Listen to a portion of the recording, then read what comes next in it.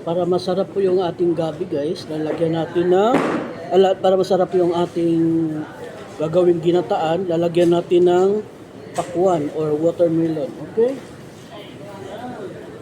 So, ayan po guys.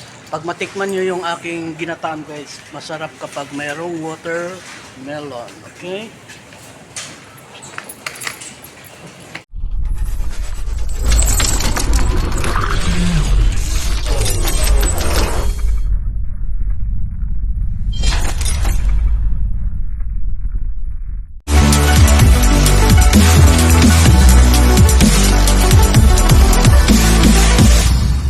Hello guys, magandang gabi po sa inyong lahat. Ako po ang inyong lingkod na si Mr. Puging Yakub. So dito tayo ngayon, tayo po ay magcha-shopping dito ngayon sa Lulu Supermarket. As what I have said a few days ago, na gagawa po tayo ng binignit or ginataan. So ngayon, tayo po ay mamimili ng ating mga ingredients, no? So dito tayo papasok. Bibili tayo ng mga ingredients. So kuha tayo ng stroller and we will go to the vegetable areas kung saan tayo makakakuha ng mga ingredients natin para sa ating gagawing ginataan. Okay? So, masyado malikot na naman yung kamay ko kasi naglalakad tayo. But anyway, so, let's go. Samahan niyo ako. So, we are here. So, bibili po tayo ng tawag nito, kamote. So, one of the ingredients for our ginataan. Okay? So, hanap tayo sa plastic. Dito ang yung plastic. Yung parang ako lang ba plastic, 'di ba? Okay. Oops. Okay. So, kuha lang tayo ng konting guys, kamote para sa ating ingredients sa ating gagawing yung gagawin nating ginataan. So, hindi naman masyado maraming gagawin natin kasi mag-isa lang po tayo. So we will get 4 pieces. Okay? Okay. Guys, so ngayon kukuha naman tayo ng kamuting kahoy. So masarap kasi pag mayroong kamuting kahoy guys, kasi nga yan po isa sa nagpapalapot ng ating tawag nito, ginataan. Okay? So, meron po tayong kamuting kahoy guys. Okay? Kamuting kahoy. Siguro 3 kamuting kahoy lang kukunin natin guys, no? 3 kamuting kahoy lang na piliin lang natin yung medyo maganda. Okay? So, wala pa tayong plastic. Kuha muna tayo ng plastic.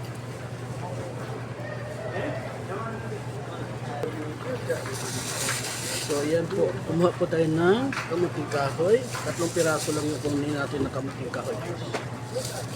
Okay. Palitan natin ng maliit kasi medyo mas maganda kasi yung maliit na manipis.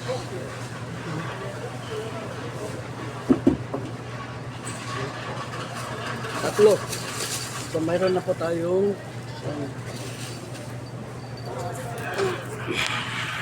So, meron na tayong kamote and kamuting kahoy.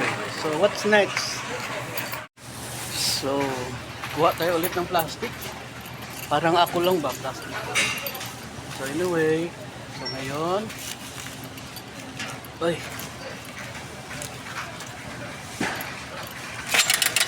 Oops. Okay. So, kuha po tayo ng plastic guys. Nandito po yung lutya. Ano ba yan? Ano ba sa gabi din to, no? Gabi. Okay. So, ayun. Kuha tayo ng gabi, guys. Malalaki kasi yung gabi, guys. Kaya, kuha lang tayo ng kahit konti lang. Ayan, gabi. Yung magandang klase. Okay. Yun, 2 gabi lang po, guys. Kunin natin. So ayan po yung ating gabi. So meron na po tayong kamuting kahoy, kamote at saka gabi. Okay?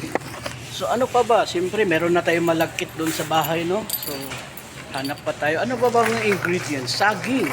Okay, go.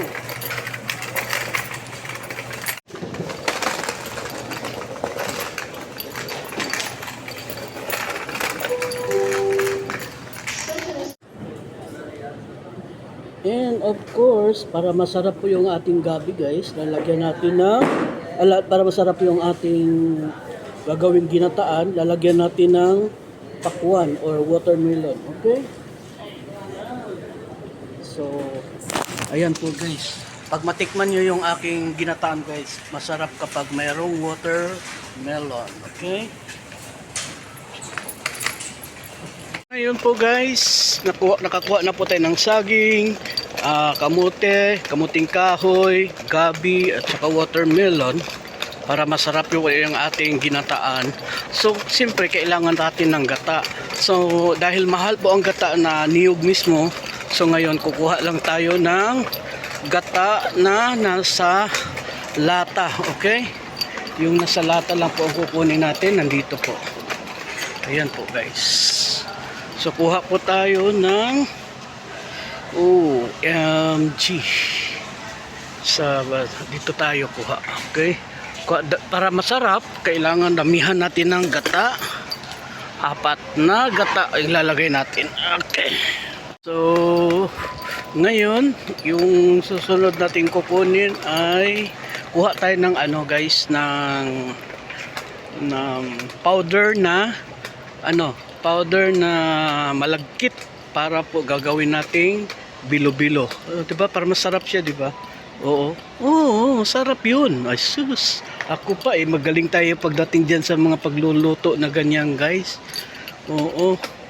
So, hanapin muna natin guys. Samahan nyo lang ako. Okay. Okay. So, we will check here. Dito tayo. So dito tayo, hanap tayo ng powder na malagkit. Ay ito. Parang ito yata.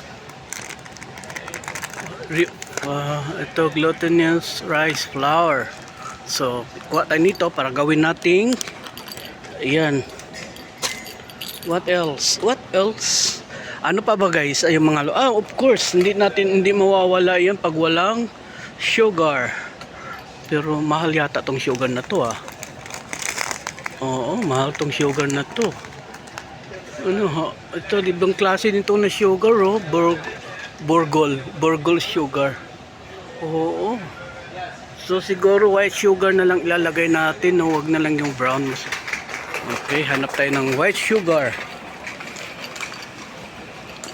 Okay, nandito tayo ngayon sa white sugar. White sugar lang po tayo guys, no? So hanap tayo na pinakamura. Ito, mas mura to guys. Okay, white sugar. Okay. So meron na tayong white sugar.